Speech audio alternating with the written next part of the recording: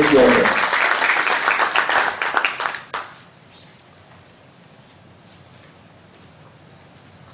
I always like to set my alarm here, so I can talk all day. I love talking very much.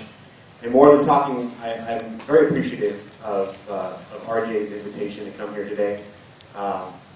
This is a result of a mutual friend of ours not being able to make this. And I always like to open, when I talk about my disability, with where I'm going in my walk to help other disabled people. And I don't want to go into the details about it, but we have a mutual friend, RJ and I, that is going through a very difficult time with their disability. And I know for those of you that pray or can have good thoughts, this is an individual that could really use that. Hopefully someday he'll be here in my place talking to you about how he overcame what we went through in life. And my story is very much like his. And that is that my initial reaction to my disability was to rebel. As RJ alluded to, my plan out of high school was to enter the military. And it was, ironically, just 2 weeks before graduation that I got in a car accident that severely damaged my left leg. It shattered my femur. It put me in a drug-induced coma for about a month and a half. And completely changed the course of my life. And I think, in a way, caused me to revert somewhat in my level of maturity. I spent the next decade after that accident with a severely misshapen leg, a very bad attitude, and some sort of odd desire to do whatever I could to make my life as difficult, meaningless, and dangerous to other people as possible. That obviously plays right into an employment record, 13, 14 jobs spanning a decade, going from, although I think I was progressing in one way or another, I did not make it to college, which is something I would have done if I would have went into the military. So it was basically the succession of one job after another. I learned a lot through the course of those years, but I don't think I impressed a single employer with what I had to offer. I'm positive that I didn't impress a single employer with what I had to offer. And it really took a great deal of refocus. It took finding my faith.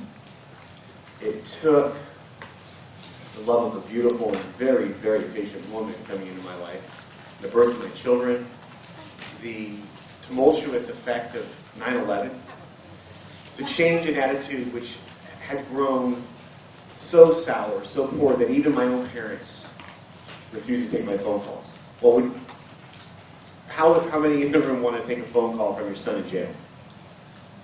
Well, that's where it was going for me. I was in jail, albeit from repeated vehicle code violations, but nonetheless, I was in our LA County jail system. And that was the culmination of a decade's worth of basically not caring. And I think about what I must have projected to those employers over that decade. The similar work ethic, a similar lack of ability to take responsibility when I make a mistake, had to have been presented to every single one of those employers. The code that I live by today of taking responsibility when something is my fault, striving to offer the very best product and to go beyond my client's expectations. This code of honor, which describes everything that I do in life today, was not in Kevin Korenthal through the 1990s. And I thank the Lord for what He's done in my life. I thank the Lord for the people He's put in my life. And not just the ones that I mentioned, but when I was ready to make a change in my life, my parents were there for me. And they came alongside of me and were supportive and pointed out when they thought that I was really making gains. And that obviously, when someone's telling you you're doing a good job, that motivates you to want to do some more. And through a couple of odd situations that kind of came across each other, I somehow found myself involved in politics. Especially after 9/11, a lot of people who weren't initially involved in this topic began studying more. I was one of those people. I found that I had a unique voice. I found that I had an ability to explain very complicated issues in a way that many individuals that would normally stay away from that information because of its complexity were able to understand. And I began showing that, and it earned me some accolades, it earned me some awards, and it earned me eventually a position with a prestigious trade association, the National Trade Association, representing building contractors, where I was given a tremendous opportunity, not only to help grow my own skills, but participate in a movement towards merit-based employment that, again, has helped guide me as an individual and as a business owner in what I need to do to deliver the highest possible quality product at the lowest or most reasonable price possible. And I really am blessed to have had that opportunity. Having been blessed with a turnaround in my life, it has always been a real, it's always been heavy on my heart to try to use what I've learned in life and what I've been through to help others. And that's why I got involved with organizations like the Challenged Athletes Foundation.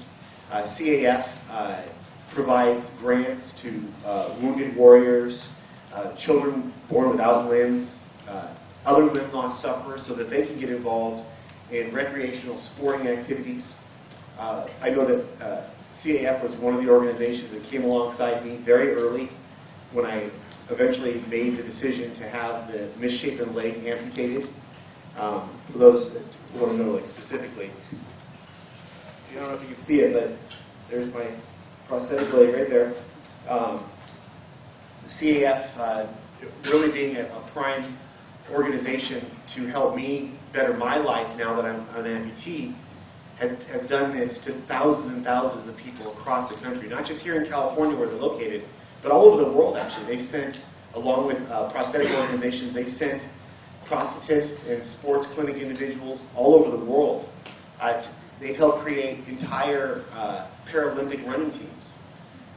Just a fantastic organization, CAF.org, if you ever have an opportunity to go there and perhaps make a small contribution to their effort.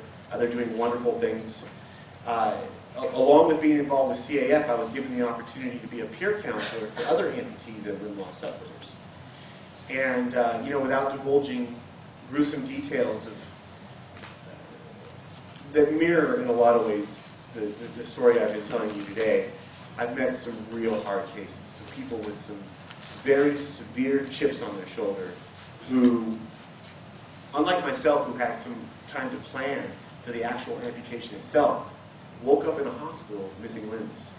And if you can imagine what missing something so incredibly important means for you, what we're talking about here is a life-changing event. And the fact that someone would come and have a bad attitude after that is really not, I think, that surprising. But being able to be involved with helping them see that there's life after losing a limb, more than whatever I can do in my career for the rest of my life, and I'm helping some wonderful organizations, nothing will top what I'm doing in the volunteer effort in helping amputees get maybe a little faster through the very same decade-long trial and tribulation that I went to understand that, not only is life not over, but you have a new life ahead of you. A life where you have an opportunity to pass on what you've gone through and what you've learned to help others do the very same thing. And I want to again thank RJ and the entire organization for giving me an opportunity to tell my story. And I guess we're going to be available right now to answer some questions that you may have. And thanks again.